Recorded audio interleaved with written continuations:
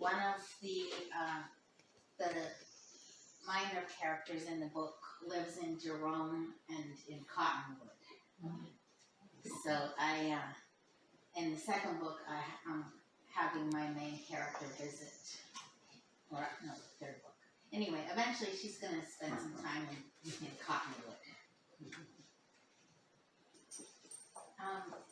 Jean, do you want to talk about the anthology, or do you want me to mention that? You talk about. Okay. Jean and I are in a group in Tempe called Tempe Legacy Writing Club. The idea was to get together and write poems that we want to leave behind us, family stories, and we ended up writing an illustrated anthology that has photos in it. And Jean is a really talented photographer, so she has a lot of photos with her haiku and other short poems. And when I found out that she was going to be in Delaware, I asked her to come and read some of her poetry to us. Okay. And move my stuff as well. Well, actually, I'm going to prop on your stuff. Would you like a better chair?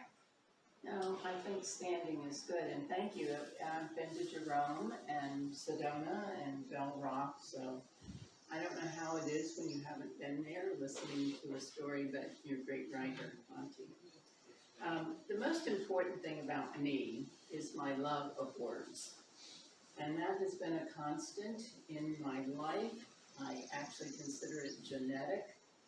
My mother wrote commemorative poems, and she and I both loved Scrabble games. And I'm going to start with some poetry poems about my family and the place where we spent most of our growing up years, which was Griffith Lake in Milford, Delaware. And Betty, when she introduced herself, she also is from Milford, Delaware, on a different lake. There are 5 or 6 lakes, that a dam and then the stream and then another dam. So it's a place I left at age 21, but I continued to go visit. On Griffith Lake, of my father's hand, an old dock, dangerous now, does not surrender. Frogs croak, minnows find sun at the dock, the turtles slip away to safety, snakes escape their plane beneath an overturned boat. Lake breeze, lake ooze, family home for many years. Welcome, Matt, always. My mother produces her Scrabble set. I suggest my strategy for playing an S. You know the one. Make a word plural and form a new word with that S.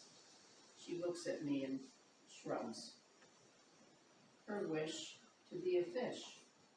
All aches gone, liberty. Just swim along, free. Now that kind of poetry, and there's one on a cactus out there on the poetry trail, is using haiku and some narrative. So I started with a haiku about the dock, and my father made it, and then the words broke up, and it wasn't safe.